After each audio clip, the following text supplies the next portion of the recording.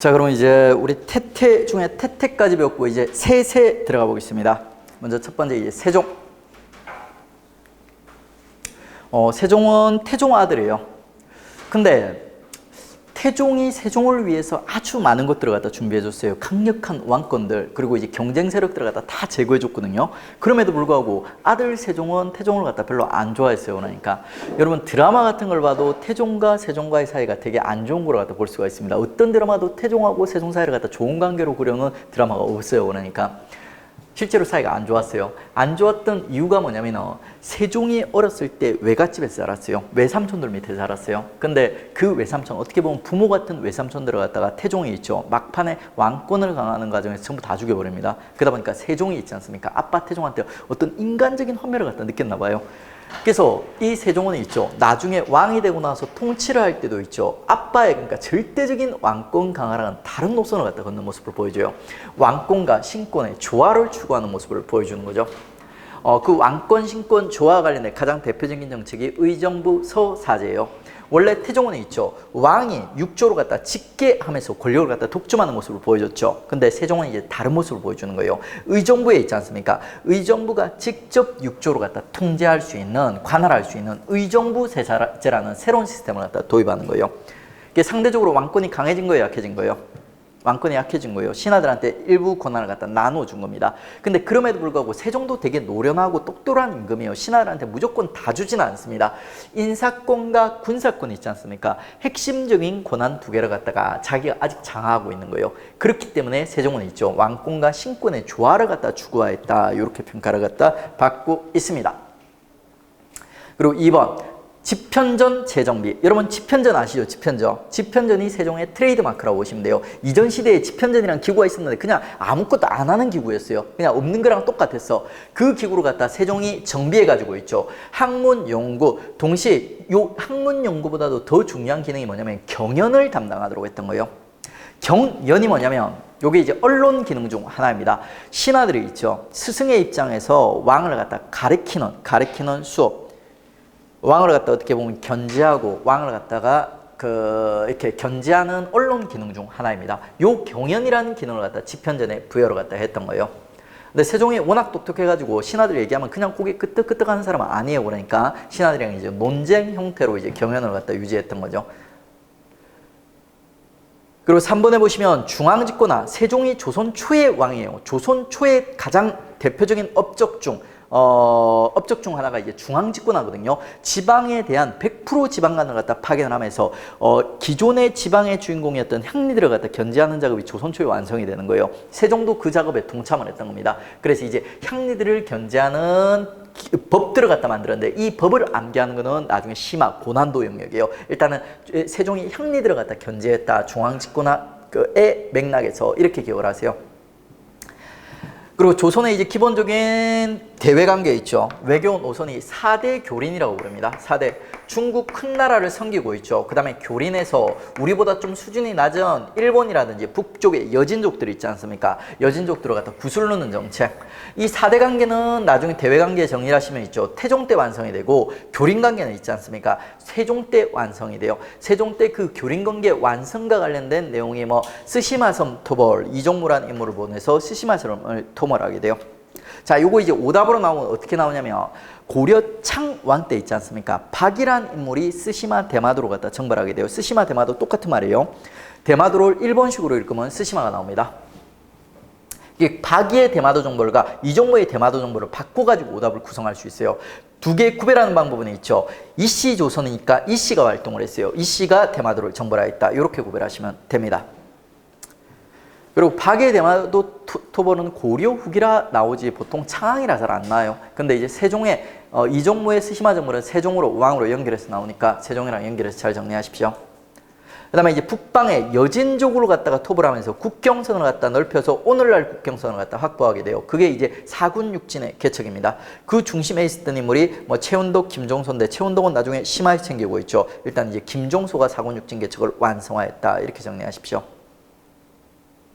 다음에 이제 토관제도는 뭐냐면 이 사군 육진을 개척하는 과정에서 여진족이 살던 지역을 갖다 우리 영토로 이렇게 편입하게 되거든요. 그 과정에서 이 여진족들을 흡수하기 위해서 여진족 족장들한테 하위 간직을 준 거예요. 그게 바로 토관입니다. 토관. 조선 초기에 이제 교린관계 정립과 관련해서 세종의 이제 대표적인 정책들 정리해놨습니다. 대외관계에서 더 정확히 정리합니다. 자, 그리고 이제 요까지 배웠으면 있죠. 우리 국경선의 변화 다 배운 거예요. 싹 한번 정리해 보겠습니다. 자, 통일신라 때 대동강 라인. 그 다음에 태조 왕건 때 청천강으로 강 하나 띄게 되는 거예요. 그 다음에 서희가 강동육주로 갔다가 말발로 얻어내면서 드디어 이제 압록강까지 올라가게 되는 거예요. 그 다음에 공민왕이 있지 않습니까? 철령, 이북, 쌍송 총관부를 갖다 수복하는 과정에 조금 더 올라가는데 그 뭐 뚜렷한 기준이 없어요. 그러니까 뭐 어떤 강이라든지 이런 걸 라인 안 나오니까 기억할 필요가 없어요. 그 다음에 이제 세종이 있지 않습니까? 마지막으로 이제 오늘날의 국경선을 완성하는 거예요. 사군, 육진, 사군과 육진을 개척하면서 있죠. 오늘날 국경선을 갖다 완성하는 모습을 갖다 보여줍니다. 자, 이때는 이제 압록강과 두만강 라인이 완성이 되는 거죠. 자, 여기서 이제 여러분 암기해야 될 것과 그냥 넘기면 되는 게 뭐냐면 암기해야 될 거는 강 이름이에요. 강 이름. 시작되는 강 이름. 그 다음에 이제 끝나는 바다는 굳이 암기할 필요가 없어요. 굳이. 시험에 아직까지 바다를 틀어서 오답을 만든 적은 한 번도 없어요. 강은 틀어서 오답을 만듭니다. 근데 바다는 틀어서 오답을 만든 적이 없어요. 근데 사군육직은 압록강, 두만강 이건 둘 다 강이니까 얘는 암기를 해야 돼요. 요게 백두산 밑에 있지 않습니까? 깔려있는 강이 압록강. 그 다음에 위에 있는 강이 머리 두자 해가지고 두만강. 이렇게 되는 겁니다.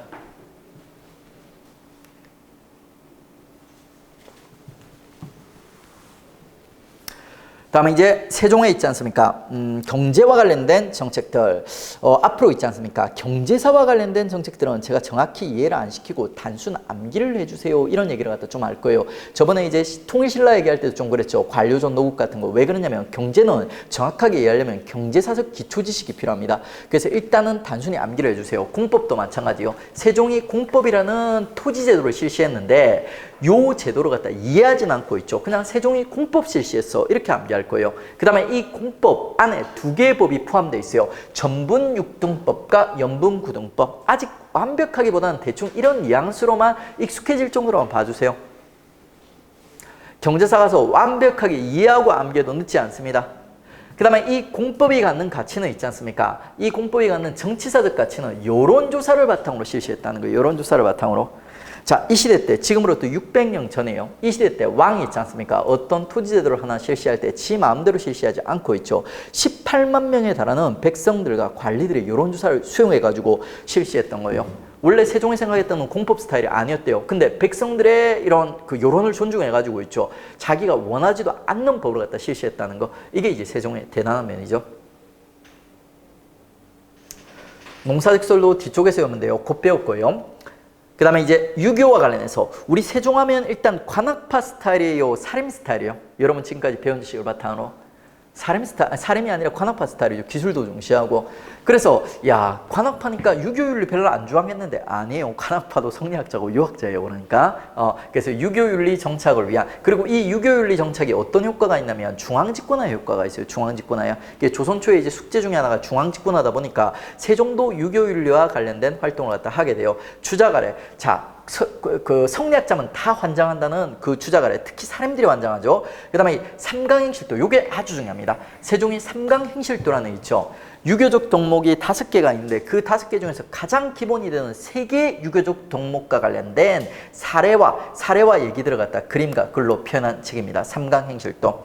군신 간에 부부 간에 부자 간에 있죠. 그 바람직한 도리들을 갖다 기록한 책이 삼강행실도예요. 나중에 뭐 속편, 효용록 이런 거 나오는데 이건 심화 영역이고요. 사가독서들도 마찬가지입니다.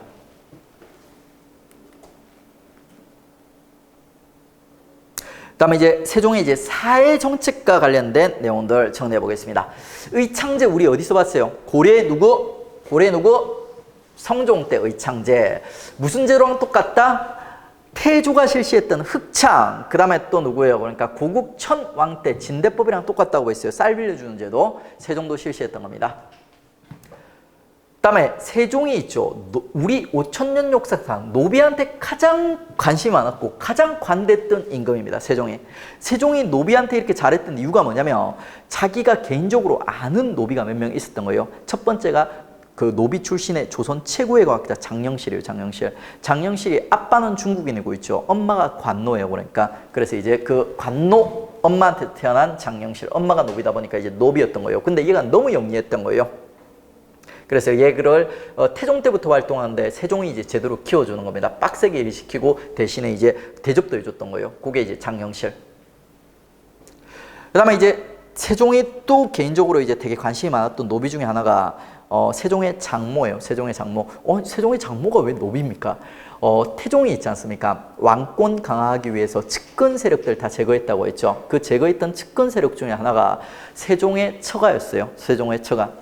그래가지고 이제 세종 처가가 태종 때문에 완전히 박살이 나버리고 다 죽어요. 다 죽고 한 명 살아남는데 한 명 살아남은 사람이 바로 세종의 장모예요. 그리고 이 살아남은 장모조차도 있죠. 관노로 만들어버려요. 노비로 만들어버려요. 그리고 이제 평생 동안 있지 않습니까? 면책, 노비 신분에서 풀어주지 못하도록 태종이 못 박아놔버린 거예요. 세종 입장에서는 되게 미안하죠. 그러니까 자기 덕분에, 자기 때문에 장모가 이제 노비가 돼버린 거예요. 그 집안이 풍지박살이 난 거예요. 그래서 이제 그 장모한테 여러모로 이제 노비에서 풀어줄 수는 없지만 되게 잘 챙겨줬던 거예요. 그 챙겨주는 과정에서 이제 장모한테 노비들의 되게 힘든 삶들에 대해서 이제 얘기를 듣게 되는 거예요. 그래서 이제 노비들을 갖다 챙겨주는 이런 정책들을 갖다 일부 실시하게 됩니다. 자, 노비에게 출산휴가를 줍니다. 출산휴가. 그리고 정말 대단한 거는 이 노비, 여자 노비에게 출산휴가를 주면서 있죠. 남편 노비도 같이 보내줘요.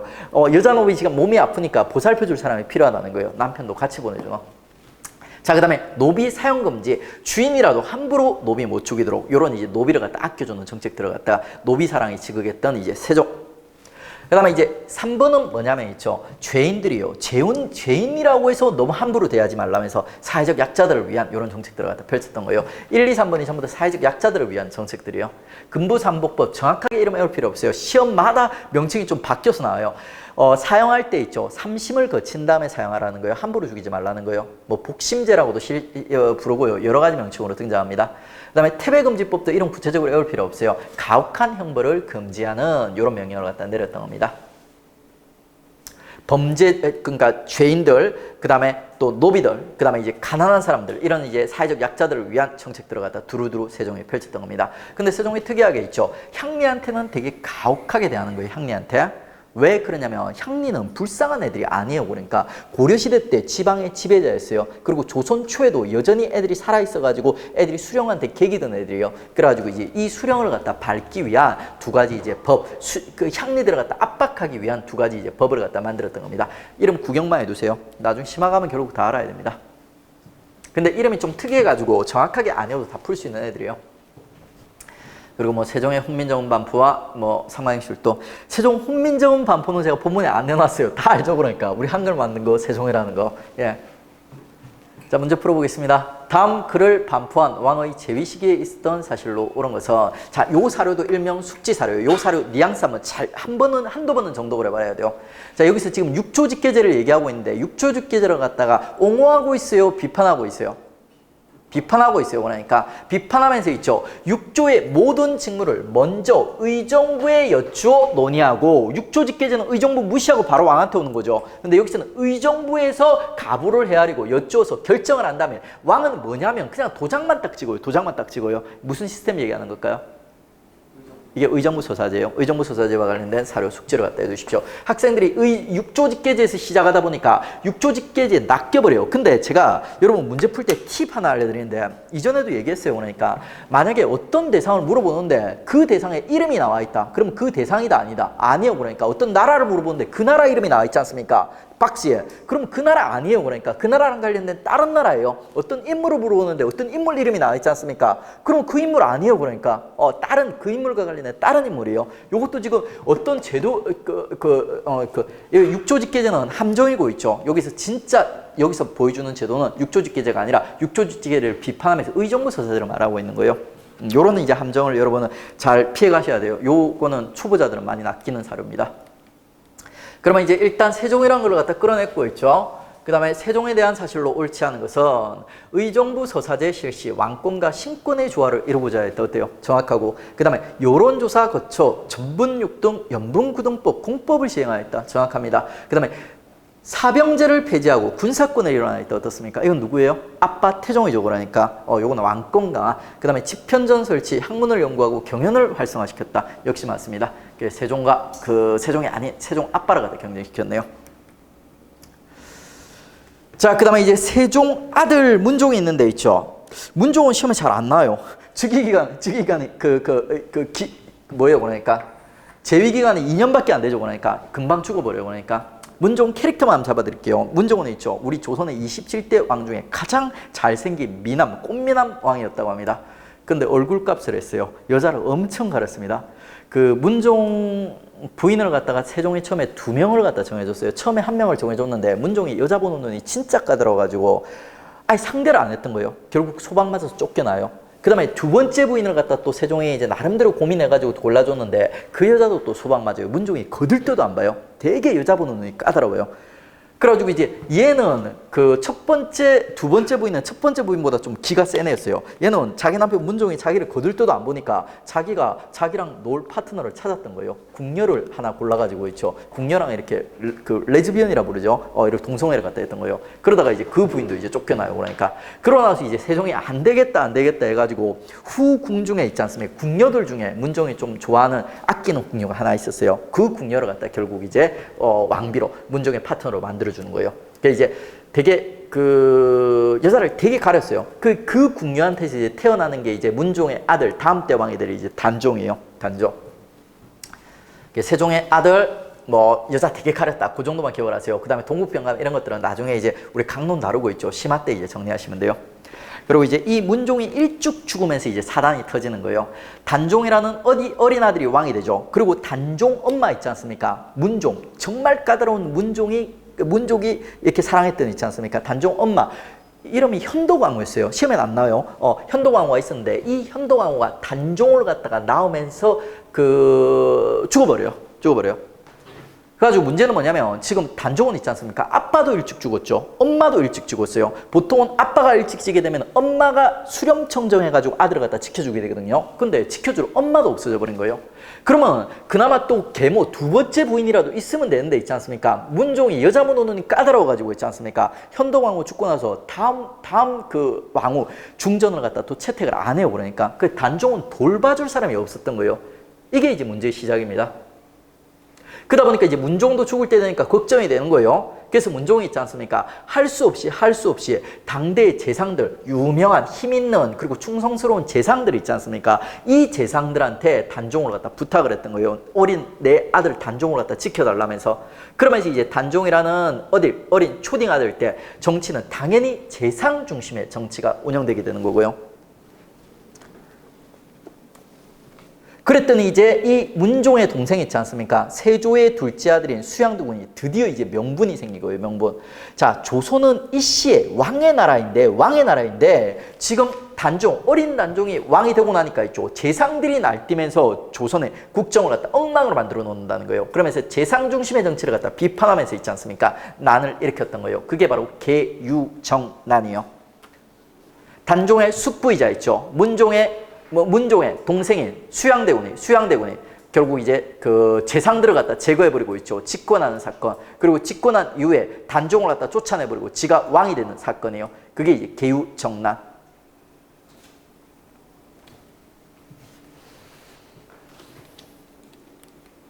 그리고 이제 이렇게 왕이 된 세조가 있잖아. 펼치는 정치를 갖다 우리는 살펴보도록 하겠습니다. 이 세조는 그래 정당성 없이 결국에는 정통성 없이 개유정난이라는 정난을 통해 가지고 이제 집권을 한 거예요. 그러다 보니까 대부분 당대 조선 초에 있지 않습니까? 관학파들은 이 세조를 갖다 인정할까요? 부정할까요? 세조를 부정하게 되는 거예요. 그 세조를 부정하는 여러 가지 사건이에요. 난도 여러 번 일어나고 이징옥, 이시에 여러 번 난이 일어나고 있죠. 그 다음에 또 쫓겨나 있는 단종 있죠. 단종을 갖다 복위시키기 위한 큰 시도도 한번 있게 되는 거예요. 이 단종 보기가 결국 실패하게 돼요. 실패하면서 사람들이 많이 죽어나가게 돼요. 사육신 여러분 들어보신 적 있죠? 바로 요 옆에 사육신묘 있지 않습니까? 이 사육신이 누구냐면 단종을 보기하려고 시도하다가 죽은 6명의 대표적인 신하들이에요. 이 6명뿐만 아니라 많은 사람이 죽었는데 가장 대표적인 인물이 요 사육신이라고 불리는 인물이에요. 다 기억하지 마세요. 굳이 기억하려면 사료 같은 데서 성산문 박팽면 정도까지는 나옵니다. 그 다음에 생육신은 누구냐면 살아있어요. 살아는 있지만 세조가 주는 더러운 월급 안 받겠다면서 세조를 갖다 버리고 중앙정계를 떠나가는 있죠. 관학파들을 갖다 얘기하는 거예요.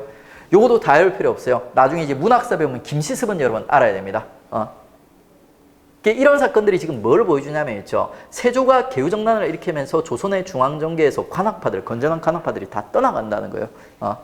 그리고 이제 이런 관학파들이 떠나간 빈자리를 갖다 채우는 애들이 누구다 그러니까 소수의 변절자들이요. 분명히 관학파 계열인 데 있죠. 변절한 훈구파라는 애들이 이제 중앙정계를 갖다 소수의 훈구파들이 중앙정계를 장악하고 얘들이랑 이제 세조에게 권력을 갖다 집중시키면서 세조는 이제 권력을 갖다 유지하려고 하는 거예요. 왜? 진해를 싫어하는 세력들, 반발하는 세력들이 너무 많다 보니까.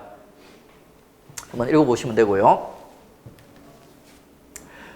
그 다음에 세조 때 변절한 있죠. 훈구파들 그리고 이제 세조의 종친, 친척들, 세조 편을 갖다 들어줬던 있죠. 소수의 권력가들. 그 중에서 이제 일단은 가장 기본이 되는 인물이 신숙주라는 인물이 있어요. 신숙주. 요 인물은 훈구파로도 시험에 나오지만 해동제국기라는 있죠. 조선전기에 아주 유명한 일본 기행문 쓴 인물로 자주 시험에 등장하고 있습니다. 신숙주. 여러분들 나물 비빔밥 좋아하시는 분들은 숙주나물 들어보신 적 있죠? 숙주. 뭐죠? 그러니까 우리 베트남 쌀국수에도 숙주나물 들어가죠. 그러니까 이 숙주나물이 특징이 뭐냐면 온갖 나물 중에 가장 빨리 상하는 나물이에요. 가장 빨리 상하는 나물. 이 빨리 상하는 나물의 이름이 숙주라는 수식어가 들어간 이유가 신숙주 때문에요. 신숙주가 원래 집현전 출신이고 세종이랑 문종이 되게 아꼈던 신하거든요. 세종, 문종이 죽기 전에 신숙주 보고 단종을 갖다 잘 부탁한다고 이제 유언까지 남겼던 신하였습니다. 근데 이 신숙주가 있지 않습니까? 나중에 세조한테 붙어가지고 이제 변절을 해버린 거예요. 그래가지고 신숙주라는 인물이 변절자를 갖다 상징하는 인물. 그래서 가장 빨리 상하는 나무를 갖다 숙주나물 이렇게 이제 이름을 갖다 붙인 거예요. 이런 인물이 이제 훈구를 갖다 대표하는 인물입니다. 그리고 한명회 같은 경우는 드라마에 자주 나와요. 시험보다는. 얘는 이제 세조의 꾀주머니, 개우정난을 갖다 주도했던 인물입니다. 여러분 혹시 살생부 들어봤어요? 살생부? 세조가 이 정난을 갖다 일으키는 과정에서 진해한테 반대되는 세력들이 있지 않습니까? 위험한 세력들을 갖다가 죽일 사람들을 갖다가 그리고 살릴 사람을 갖다 살생부라고 해서 명단을 갖다 짰었거든요. 그 살생부 작업을 갖다 주도했던 인물이 한 명이에요. 실질적으로 개우정난을 주도했던 인물이죠. 자, 이렇게 이제 관학파들 다 쫓아내고 있죠. 훈구를 갖다 중심으로 집권한 세조가 있지 않습니까? 어떤 정치를 갖다 펼쳤는지 우리 보도록 하겠습니다. 먼저 이제 정치적으로 정치적으로 육조직계제를 재실시합니다. 세종이 의정부 서사제를 실시해가지고 왕권과 신권의 조화를 갖다가 꾀했습니다. 근데 이제 요 세조는 있지 않습니까? 태종의 육조직계제를 갖다 다시 부활시키게 되는 거예요. 왜? 지가 정통성이 없지 않습니까? 이 정통성이 없는 상황에서 왕권을 갖다 지키려면 일단 지 힘이 세져야 되는 거예요. 동시에 뭐예요? 자기 편을 들어주는 소수 있지 않습니까? 훈구파와 자기 힘들을 갖다 세게 해가지고 이제 왕권을 갖다 억지로 지키려고 했던 게 이제 세조였던 거예요. 육조직계제는 지 힘을 갖다 세게 하는 제도죠. 그 다음에 이제 내수사 설치. 이것도 왕권을 강하게 하는 거예요. 자기의 힘을 갖다 강하게 하는 제도. 내수사라는 게 뭐냐면 왕실의 재정을 갖다 관리하는 기구예요. 왕실의 재정 관리하는 기구. 근데 이 기구가 좀 이상해요. 그러니까 왕실의 재정을 갖다 어떻게 관리하냐면 있죠. 돈을 갖다가 신하들한테 빌려줘요. 관리들 돈 많죠. 그러니까 돈 굳이 빌릴 필요가 없어요. 그러니까 근데 왜 돈 빌려주냐? 관리들 삥 뜯는 거예요. 관리들한테 돈을 빌려주고 있죠. 이자를 갖다 고리로 받는 거예요. 그래가지고 이제 왕실의 재정을 갖다 마련했던 내수사. 이걸 갖다 일명 장리의 폐단이라고 해요. 고리 개업의 폐단입니다. 그리고 집현전과 경연 폐지. 왜 세조가 집현전과 경연을 폐지했을까요? 자, 집현전에서 경연, 왕에 대한 수업을 실시하죠. 근데 이 집현전 학자들이 대부분 세조 칭찬을 했을까요? 욕을 했을까요? 욕을 합니다. 야, 네가 어떻게 그럴 수가 있어? 이러는 거예요. 그래서 결국 화끈한 남자다운 세조가 있죠. 집현전과 경연 화끈하게 폐지시켜버립니다. 그 다음에 유황소는 뭐냐면 우리 옹건파 사대부, 사림이라고 불리는 세력들이 있지 않습니까? 길제를 따라서 향촌에 짱 박혔다고 했죠. 요 향촌에 짱 박힌 세력들이 향촌에다가 있죠. 진해 세력 기반을 마련하는데 첫 번째 만들어진 기구가 있죠. 유양소라는 기구예요. 유양소라는 기구. 향촌 사림들에 있지 않습니까? 자치기구라고 보시면 돼요. 지금으로 치면 지방의회랑 비슷한 지방유지들이 모여가지고 운영하는 지방의회랑 비슷한 그런 성격을 가지고 있는 유양소라는 기구를 갖다 만들어가지고 사람들이 향촌에서 세력을 갖다 강화시키는 기구, 그게 바로 이제 유양소예요. 근데 이 유양소 멤버들이 있지 않습니까? 자, 세조의 개유정난을 갖다 긍정적으로 봤을까요? 부정적으로 봤을까요? 부정적으로 봐요. 그래가지고 일본에 있지 않습니까? 유양소를 중심으로 반란을 일으키기도 합니다. 세조를 갖다 끌어내리려고 했죠. 단종보기를 갖다 시도하려는 움직임도 나타났던 거예요. 그래서 유양소 폐지시켜버립니다. 그리고 세조는 뭐예요? 자기를 따르는 소수의 변절자들이 있죠. 그 사람들을 갖다 힘을 갖다 집중시켜주는 거예요. 그게 바로 이제 훈구와 종친의 중용, 측근 정치라 부르죠. 근데 이게 세조가 태종을 갖다가 많이 따라가거든요. 근데 태종에 비해서 좀 삼류예요. 태종은 정말 철저하게 있지 않습니까? 자기 혼자에게 힘을 집중시켜요. 자기 처남이라든지 측근들 다 제거했다고 했죠. 근데 그게 맞아요. 실제로 백성의 입장에서, 나라의 입장에서는 그게 바람직한 정치예요. 개인적으로는 아주 잔혹한 통치였지만 왜 그러냐면 이런 기득권들 있지 않습니까? 소수의 기득권들의 이해는 국가라든지 왕의 이해랑 일치하지가 않아요. 요 소수의 기득권들은 있죠. 예를 들어서 일반 백성들, 양인들, 그 다음에 이제 노비가 있지 않습니까? 얘들은 노비를 갖다 더 만들고 싶어 하는 애들이요. 개인의 세력을 갖다 강화시키기 위해서. 근데 이런 애들을 갖다가 세조가 있지 않습니까? 지 권력을 갖다 유지하기 위해서 힘을 갖다 강화시켜 준 거예요. 세조의 왕권 강화는 뭔가 좀 삼류예요, 삼류. 태종처럼 순수하지가 못해요. 그러니까. 정통성이 없다 보니까 이제 이런 그 방법을 쓸 수밖에 없었죠. 그 다음에 조선을 상징하는 대법전이 나오게 되거든요. 나중에 성종 때 완성이 되는데 경국대전이라고 해서 이 법전을 갖다가 이제 세조가 시작하는 작업을 하게 됩니다. 나중에 완성은 이제 성종하게 돼요. 근데 경국대전이 워낙 중요하기 때문에 요거는 이제 누가 시작하였다, 누가 완성하였다까지 이제 우리가 구별을 갖다 해주셔야 됩니다. 세조 육조직계제와 관련된 사료인데 꼭 기억을 하셔야 돼요. 왜? 육조직계제가 우리 두 번이 있어요. 그러니까 태종과 세조. 그 두 개를 갖다 이제 구별해야 돼요. 세조의 육조직계제는 보시면 항상 상황이 나와요. 상황이 무릇 어려서 재상들이, 김종서 등 재상들이 모든 거를 지 마음대로 했다. 이렇게 나와요. 그래서 내가 이거를 갖다 바로잡기 위해서 뭐라고? 조종의 옛 질서를 모두 복구한다. 이렇게 복구한 옛 질서가 뭐다? 육조직계제요. 요게 이제 세조와 관련된 육조직계제 사료입니다. 유명합니다. 상황 나오고 옛 제도를 복구한다. 이렇게 나와요. 그러면서 이제 모든 이런 이제 업무를 지가 있지 않습니까? 지가 육조로 갖다 내가 이제 관할하겠다. 이렇게 이제 얘기하는 거예요.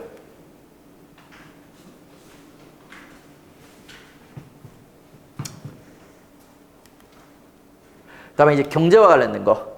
자, 세조가 이제 직전법이라는 경제법을 펼치는데 제가 경제사는 무조건 일단은 그냥 단순 암기해 주세요 이렇게 나갑니다. 제도사에서 이제 제가 이걸 이해를 시켜드릴게요. 근데 이제 정치사에서 필요한 측면은 제가 이해를 시켜드리겠습니다. 자, 직전법이라는 건 있지 않습니까? 원래 조선의 이제 과전법이라는 경제법은 전 현직 관리에게 모두 월급을 갖다 줬어요. 근데 세조가 직전법을 통해서 바꾸는데 뭐를 바꾸냐면 이제는 전직 관리에게는 월급 안 주고 현직 관리에게만 월급 과전을 주겠다 이렇게 얘기를 했던 거예요. 왜 그랬냐면 있죠. 세조가 집권하고 나서 마음에 안 들다면서 관직을 갖다 버리고 도망간 애들이 되게 많거든요. 뭐 생육신 이런 애들이 다 이제 세조 마음에 안 든다고 이제 관직 버리고 간 애들이에요. 그러다 보니까 세조는 있지 않습니까? 자기 싫다고 간 애들 좋을까요, 싫을까요? 싫죠, 그러니까. 그래가지고 전직 관리들은 전부 다 이제 과전 안 준다. 현직 나를 지금 믿고 나를 따르는 관리들에게만 월급을 주겠다 이렇게 얘기를 했던 거예요.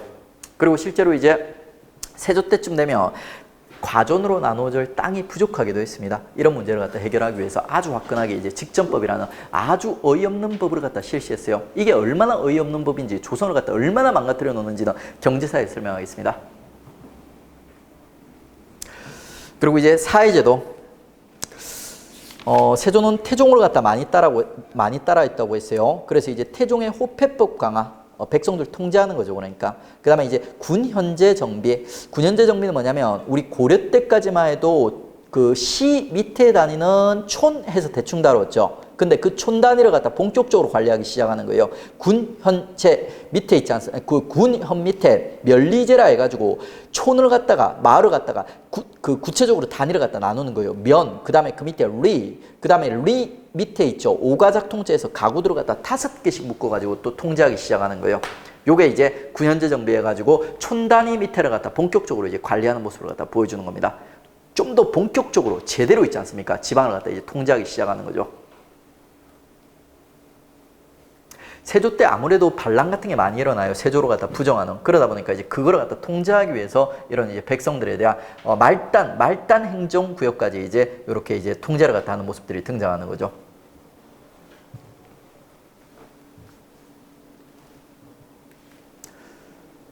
그다음에 세조란 이름이 그 나라의 업적이 가장 많은 왕들에게 이제 붙이는 이름이요. 세조 업적 진짜 많습니다. 근데 이제 그 업적들이 부작용이 또 많아요. 그래서 저는 세조를 갖다 그렇게 긍정적으로 평가하지는 않습니다. 근데 동시에 이제 세조의 업적이 많은 거는 부정할 수가 없습니다. 조선의 조선전기의 군사제도 있지 않습니까? 기본 근간을 이루는 법법, 그 다음에 중앙군의 오위, 그 다음에 지방군의 진간체제 이런 거 전부 세조가 정비하는 거예요. 일단은 구경만 해두세요. 제도사 가면 요거 기본 강의 때 다 다루게 될 겁니다. 그 다음에 뭐 중앙군의 변천사 이런 거는 이제 심화 가서 다룰 거예요. 다음에 이제 문화와 관련해서 있죠. 세조가 이제 불교 관련 정책들, 주요한 정책들을 많이 펼치고 이거 시험에 자주 나오니까 잘 기억을 해 주십시오. 조선시대는 불교를 갖다가 부정하게 됩니다. 억불 정책이에요. 근데 그럼에도 불구하고 불교가 명맥은 유지하였다. 이렇게 평가를 갖다 받고 있습니다. 그 불교 명맥 유지와 관련된 가장 강력한 흔적이 이제 세조 때 등장하는 거예요. 강경도감. 궁궐 내에 불경을 갖다 출간하는 기구를 갖다 만든 거예요. 그 다음에 원각사지 10층석 탑이라고 해서 조선전기에 가장 유명한 있죠. 시험에 나오는 탑을 갖다가 세조가 만들게 돼요. 세조가 그만큼 이제 불교를 갖다 좋아했다는 겁니다. 세조가 말년에 가면 불교에 올인하는 모습을 갖다 보여줘요. 세조가 이 불교를 갖다 이렇게 좋아했던 이유가 어쩔 수 없었어요. 세조가 말년 가서 세조한테 안 좋은 일들이 되게 많이 일어나요. 세조의 아들 둘이가 있는데 아들 둘 다 젊은 나이에 죽어버려요. 그리고 세조 자신도 있죠. 말년에 가서 아주 몹쓸 병에 걸립니다. 되게 힘든 병에 걸려요. 여러분 나병이라고 들어보셨어요? 나병? 문둥병이에요. 살이 썩어서 문드러지는 병이에요. 혹시 본 적 있어요, 여러분들? 본 적 없을 거예요. 그러니까 그분들은 모여서 살아요. 지금도 있어요. 그 병이 지금도 치료가 안 돼요. 저도 이제 이걸 어떻게 알았냐면 제가 처음 발령 난 곳이 진주시 일반성면이에요. 일반성면. 근데 원래 저는 진주시에 그런 나병 환자가 있다는 것 자체를 몰랐어요. 근데 그 일반성면에서 저랑 이제 같이 일 보시던 저 바로 옆에 앉아서 보시던 사회복지직 공무원이 있었거든요. 이 공무원 한 명 한 명이 면사무소에 가면 마을 하나씩을 담당하게 되는데 그분이 담당하는 마을이 나병 환자촌이더라고요. 나병 환자촌. 그분 얘기 듣고 야 진주시에 내가 사는 곳에 그리 멀지도 않은 곳에 이 사람들이 모여 산다는 거 처음 알았어요. 예, 저도 실제 그 마을에 가보지는 못해요. 무서워서 못 가죠. 그러니까 그게 막 이렇게 닿는다고 전염되고 이런 건 아닌가 봐요. 그러니까 그래도 좀 무섭지 않습니까? 그러니까 가지고 가보지는 못했어요. 근데 그분 통해서 얘기는 들었습니다. 그런 마을이 아직도 있대요. 아무래도 사람들이 이제 그런 사람들 무서워하고 이러니까 모여서 이렇게 산다고 그럽니다. 세조가 이제 그 병에 걸린 거예요. 왕이. 그러다 보니까 이제 세조가 있지 않습니까? 내가 이런 병에 걸리고 내 아들들이 이렇게 죽은 게 아무래도 내가 살아생전에 나쁜 짓을 많이 한 것 같아. 그렇게 생각이 들었나 봐요. 그래서 이제 말년에 불교에 올인하는 이런 모습들이 등장하게 되는 겁니다. 요 지도도 중요한데 나중에 강론 가서 소개시켜 드릴 거예요. 일단은 이제 요 토지 측량 기술이 훨씬 더 빈출되고 중요하니까 요거 기억하십시오. 세종 때 영토가 확장되죠. 그러니까. 그리고 국경선이 이제 안정이 되는 거예요. 세조 때쯤 돼버리면. 그러면 이제 이 확장된 영토를 갖다가 토지로 지도로 표시하고 싶은 거예요. 지도를 갖다 만들기 위해서, 이런 지도를 만들기 위해서 토지 측량 기술이 발달하게 되는 거예요. 인지라든지 규형 같은 게 있죠. 토지를 측량하는 도구들이 만들어지게 되는 거예요. 지도보다도 이 도구들이 시험에 더 빈출되고 있으니까 꼭 기억을 하세요. 인지와 규형 같은 토지 측량 도구들이 세조 때 등장하였다. 이렇게 기억을 하십시오. 자, 그러면 이제 관련 문제 풀어보겠습니다. 다음은 조선의 어느 왕에 대한 기록이다. 이 왕의 재위 기간에 있었던 일로 가장 적절하지 않은 것은 상황 단종이 어려워. 누구예요? 그러니까 이 왕. 지금 상황 얘기가 나왔으니까 이게 세조의 육조 직계제와 관련돼 있죠. 조정의 옛제조 복계. 그러면 이제 세조가 돼버리고, 그러면 이제 이 세조 재위 기간에 있었던 일로 적정하지 않은 것은 집현전 혁파 경연제도 폐지. 맞죠? 그 다음에 통치 규범을 마련하려는 목적에서 조선 경국전 경제육전 등이 편찬되었다. 이건 누구예요? 누구? 벌써 잊어버렸어요? 태태세성 결국 경쟁에서 나와요. 이거 누구예요? 태조 때요, 태조 때. 조선 경국전이 정도전, 경제국전이 조준이 쓴 거예요. 그 다음에 강력한 왕권을 행사하기 위해서 통치 체제를 다시 육조직계제로 고쳤다. 맞아요, 들려요? 맞죠? 처음으로 실시하였다면 틀려요. 그건 태종이 돼버리죠. 강경도감을 설치하여 불교 경전을 한글로 번역, 간행 보급하였고 원각사 10층 석탑을 건립하였다. 어떻습니까? 요거 세조의 불교사랑 이렇게 해가지고 이제 세조 문제 풀어봤습니다. 자, 그래서 우리 이제 태태세세성까지 해가지고 세세까지 배웠고 있죠. 성종까지 하고 마무리하죠. 성종 얼마 안 돼요. 태태세세성의 막내 이제 성종이에요.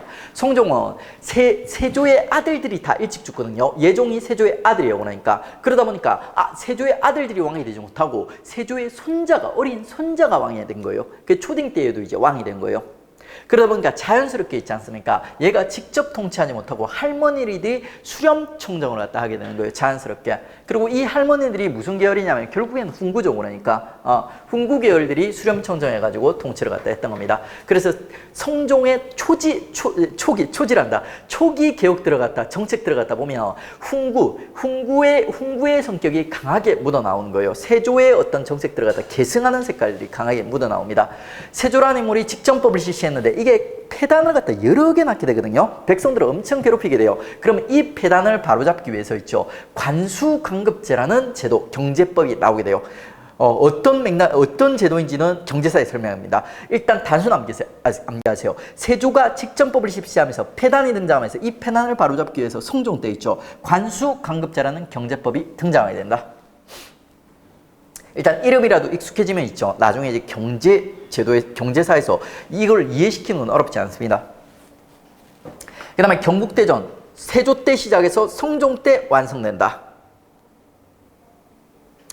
그 다음에 동국통감도 되게 유명한 조선 전기를 갖다 대표하는 역사서예요. 조선 전기 역사 중에 가장 빈출되는 역사서. 요것도 있죠. 세조 때 시작돼서 성종 때 완성된다. 그러니까 이제 성종 초기의 정책들을 보면 있죠. 세조를 갖다 계승하는 이런 정책들이 많습니다. 세조와 관련되어 있는. 왜? 초기에 훈구들이 주도했기 때문이에요. 근데 이 성종이 나중에 좀 나이가 먹고 철이 들겠죠. 그러니까 그러면 얘도 좀 생각이 생기는 거예요. 얘는 이제 나중에 어느 정도 생각이 갖춰지고 나면 할아버지 세조가 자랑스러웠을까요? 아니면 우리 할아버지는 뭔가 이상한데 다른 사람들이 뒤에서 쑥덕쑥덕 하는데 이렇게 생각했을까요? 뭔가 좀 이상하죠. 그러니까 할아버지 정통성이 없죠. 그래가지고 이 성종 같은 경우는 있죠. 할아버지 세조가 롤 모델이 아니에요. 그러니까 뒤에서 사람들이 계속 할아버지 욕을 하는 거예요. 그러니까 할아버지 정통성 없다면서. 그래서 지도 뭔가 좀 찜찜한 거예요. 그러니까 이 정통성 없음을 갖다 극복하기 위해서는 어떻게 해야 될까 생각하다가 있지 않습니까? 할아버지 세조보다 있죠. 신하들, 후대 사람들이 아주 존경하는 성군이 있죠. 세종을 롤 모델로 잡게 돼요. 그러니까 그 성종의 정책은 세조보다는 세종에 가까워요. 세종에 가까워요. 그러면 그렇게 이제 세종을 롤 모델로 잡은 성종이 이제 어떤 통치를 하는지 봅시다. 자, 할아버지가 키워놓은 훈구들 있지 않습니까? 이것들 정상이에요, 비정상이에요? 비정상이죠. 훈구의 정통성 부재와 부패를 갖다가 이제 비판을 하면서 얘들을 갖다 견제하려는 정책을 펼치는 거예요. 어떤 식으로? 지방에 짱 박혀 있는 사림들 있지 않습니까? 얘들을 갖다 등용해가지고 3, 4 언간에 앉혀가지고 얘들을 갖다 견제하도록 시킨 거예요. 그 과정에서 이제 활발하게 활동한 인물이 김종직이라는 인물이 있습니다. 김종직이라는 인물이 초기 사림을 갖다 대표하는 인물이에요. 길제 학맥을 계승한 인물로서. 그래서 제자들을 갖다 많이 키워요. 얘들이 이제 나중에 사림 등장기 때 열심히 죽어갈 애들입니다.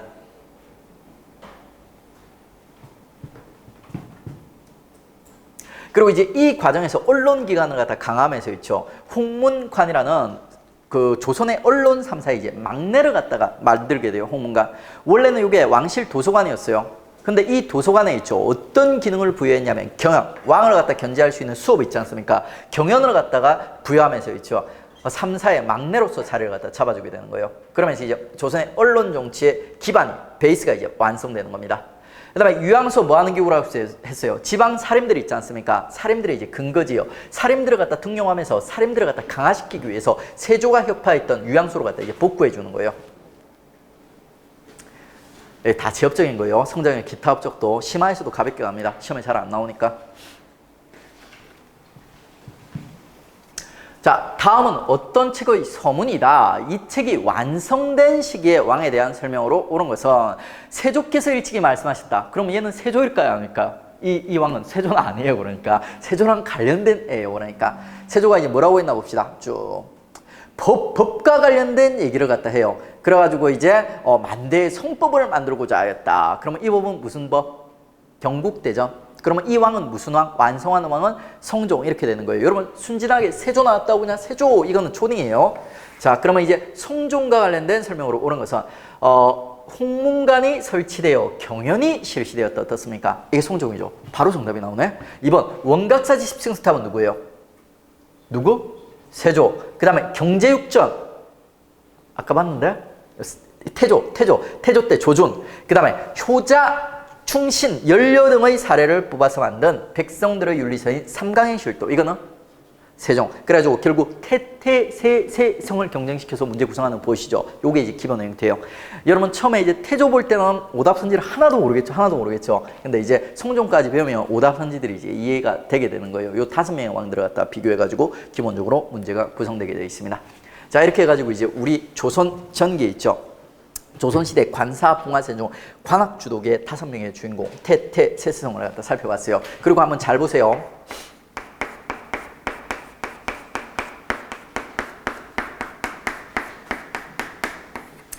태조 때는 왕권이 강했어요? 신권이 강했어요? 태조 때 신권이죠. 정도전, 재상중심. 그 다음에 태종 때는 왕권 강해요? 신권 강해요? 왕권. 그 다음에 상대적으로 또 세종 때는 신권, 의정부 서사제. 그 다음에 세조 때는 왕권, 보이시죠? 그러니까 고려 초랑 비슷하게 있죠. 왕과 신하들의 경쟁이 이루어지고 있어요. 근데 고려 왕건이 그러니까 그 왕건이 강력한 세력을 살려줬던 그 고려초에 비해서는 좀 완만하게 있지 않습니까? 원만하게 이루어지는 거예요. 그래서 좀 덜 부각될 뿐입니다. 조선초도 역시 왕과 신하들 간의 그 경쟁이 이제 이루어지는 거예요. 그 경쟁이 이루어지면서 조선의 시스템이 구축이 되는 거고, 성종 때 있지 않습니까? 경국대전이라는 법전을 갖다 통해서 조선의 이제 시스템이 이제 정착을 갖다 하게 되는 거예요. 요 내용들을 갖다 이제 우리가 배운 겁니다. 자, 그리고 이제 이 관악주도기 때 관악이 주도하는 요 시기에 조선 초의 문물 정비가 되게 활발하게 이루어져요. 특히 2명의 왕을 중심으로 문물 정비가 활발하게 이루어집니다. 세종가 있지 않습니까? 세종에게 라이벌 의식을 느꼈던 성종 있지 않습니까? 그 내용이 이제 조선 초 문물 정비예요. 요거는 이제 우리 내일 이제 연결해서 들어가도록 하겠습니다. 수고하셨습니다.